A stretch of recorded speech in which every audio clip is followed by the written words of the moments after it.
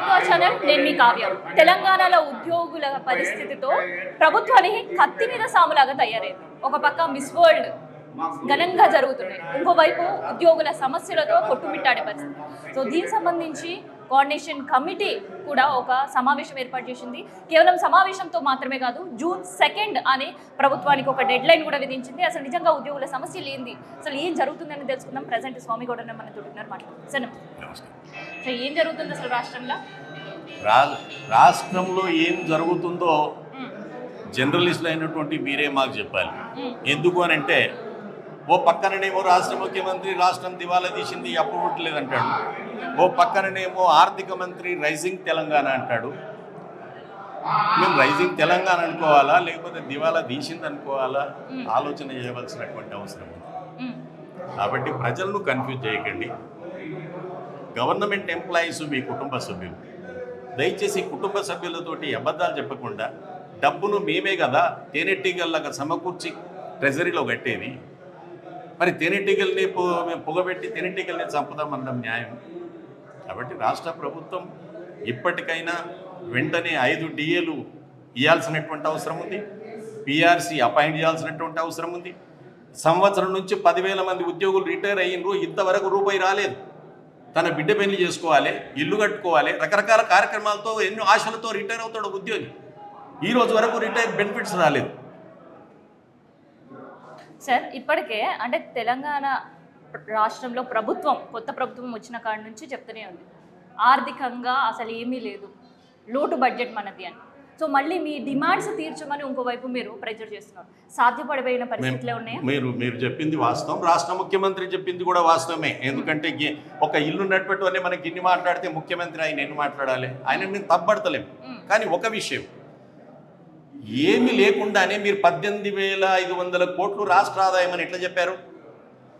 18,500 కోట్లు, 14,000 కోట్లు ఉన్న రోజులనేమో ప్రభుత్వ ఉద్యోగులకు అన్ని వచ్చాయి, ప్రజలకు అన్ని స్కీములు అందాయి. నేను మిగతా రాజకీయం జోలికి పోతలేను, రాజకీయం జోలికి పోతే చాలా అడగాల్సి ఉంటుంది, నేను దాని జోలికి పోతలేను. ఆనాడు 14,000 కోట్లు ఉంటే అన్నీ వచ్చాయి. ఈనాడు 18,500 కోట్లు ఉంటే ఉద్యోగులకు PRC రాదు, రాష్ట్రం దివాలా తీసింది, అప్పు పుడతలేదు, నేను బోధజాలు నన్ను దొంగలాగా చూస్తుండ్రు. ఈ మాటలు రాష్ట్ర ముఖ్యమంత్రి గారి నోటి నుంచి ఏ ప్రజలు ఇంట అనుకోలే అన్నాడు. ఇప్పటికి కూడా వారిని రిక్వెస్ట్ చేస్తున్నాం, మేము మా కుటుంబ పెద్దగానే చూస్తున్నాం మిమ్మల్ని. ఇప్పటికైనా ఉద్యోగులు చేసిన పిలిచి వాళ్ళని కూర్చొని పెట్టుకొని సమస్య పరిష్కారం కోసం ప్రయత్నం చేయండి, అగాధం సృష్టించొద్దు. ఎందుకనంటే మీకు తెలుసు, ముఖ్యమంత్రి గారేమో దివాలా తీసిండనే, ఆర్థిక మంత్రి గారేమో తెలంగాణ రైజింగ్ అనే. రైజింగ్ నిజం అనుకోవాలన్నా దివాలా తీసింది నిజం అనుకోవాలన్నా? ఎందుకు కన్ఫ్యూజ్ చేస్తున్నారు? అందుకే నేను మీ ద్వారా ముఖ్యమంత్రి గారిని, రాష్ట్ర ప్రభుత్వాన్ని కోరేది ఒకటే, రాష్ట్రంలో జేఏసీ ఉంది, మేము జేఏసీకి వ్యతిరేకం కాదు, రాష్ట్ర ప్రభుత్వానికి వ్యతిరేకం కాదు. మా పెన్షనర్లై, ముసలులై, మాకు షుగర్ రోగం ఉంది, మొకాల రోగం ఉంది, అన్ని రకాల రోగాలతో ఉన్న పెన్షనర్లం మేము. మాకు డబ్బులు మా ఇమ్మంటున్నాం, మా దవాఖానకు పోతే మందులు లేవు. ప్రతి ఒక్కడు BP షుగర్తో పోతాడు ఇంటికి. ఓల్డ్ పెన్షన్ స్కీమ్ ఇస్తామని చెప్పారు మీరు ఉద్యోగులకు, ఇప్పటిదాకా ఓల్డ్ పెన్షన్ స్కీమ్ ఇవ్వలేదు. పెన్షన్ ఎందుకు ఇస్తారండి?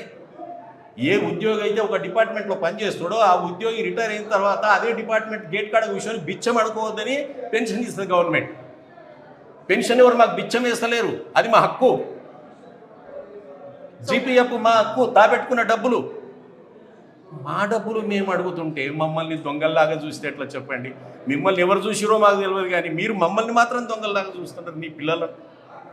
దయచేసి ముఖ్యమంత్రి గారు, మీకు పదే విజ్ఞప్తి చేస్తూ ఉన్నాం. పెన్షనర్లం, ముసలోళ్ళం 3,50,000 మంది ఉన్నాం. దయచేసి మమ్మల్ని ఆ విధంగా చూడకుండా మాకు రావాల్సింది రిలీజ్ చేయవలసిందిగా కోరుతా ఉన్నాం. సో తెలంగాణ ఎంప్లాయీస్ ఏదైతే మీరు కమిటీగా ఫామ్ అయ్యా, అందులో కూడా చాలా చీలికలు ఉన్నాయి. ప్రభుత్వానికి వ్యతిరేకంగానే పనిచేస్తున్నారు తప్ప సామరస్యంగా కానీ పరిష్కారం కోసం ఏడా చెప్పట్లేదు అనే విమర్శలు కూడా వినిపిస్తున్నాయి. మా చేతిలో లేదు, అది మనం చెప్పడం తప్పు అవుతుంది.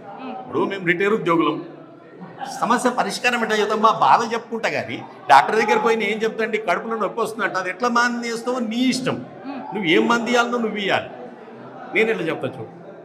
కాబట్టి ఉద్యోగులు సమన్వయ సంఘంగా అందరినీ బతిలాడుకుంటూ పోయేటోళ్ళం మేమేం, కానీ మేము ఎవరితో కొట్లాడేటోళ్ళం కాదు. మేము ఓన్లీ కోఆర్డినేషన్ కమిటీ, మా బాధ వెళ్ళిపుచ్చుకుంటాం గంతే. ముసలోళ్ళం కుళ్ళ చెప్తున్నా దాచేదేముంది ఇందులో. ఒక ఉద్యోగం చేసినాక ఇంటికి తీసుకుపోయేది ఏంది మేడం, ₹1,00,00,000 కాదు, మొక్కాల నొప్పులు, షుగర్ వ్యాధి, ఇవి తీసుకొని పోతాం మేము. బీపీ తీసుకొని పోతాం ఉద్యోగులం ఇంటికి. జూన్ 2 డెడ్ లైన్ అనుకోవచ్చు. డెడ్ లైన్ అని మేము అంటం లేదు, కానీ ఏంటంటే June 2 తెలంగాణ వచ్చిన రాష్ట్రం వచ్చిన టైం. మేమందరం దాంట్లో పోరాటం చేసినాం. కనీసం అప్పటికన్నా ఒక 5 DAలు ఇస్తే కొంతలో కొంత మెరుగు అనేది ఒక ఆశ. సో మరి ఆ పరిస్థితులు పరిణామాలు ఏమైనా కనిపిస్తున్నాయా? ఆ, Present ఏదో- ఉండే ఏదో situation లో రాష్ట్రంలో. డిస్కషన్ స్టార్ట్ అయ్యింది, నడుస్తున్నాయి, సంతోషం. డన్. సో ఇది ఉద్యోగుల సమస్యలకు సంబంధించి అండ్ దాంతోపాటు June 2 వరకు కూడా వేచి చూస్తాం. Oh, sorry. PRCకి సంబంధించి కావచ్చు, ఉద్యోగుల సమస్యలు ప్రభుత్వం పరిష్కరిస్తుందని ఒక ఆశ అయితే ఉంది అని అంటారు. చూద్దాం మరి ఆ ఆశలు ఎంతవరకు నెరవేరుతాయి అన్నది.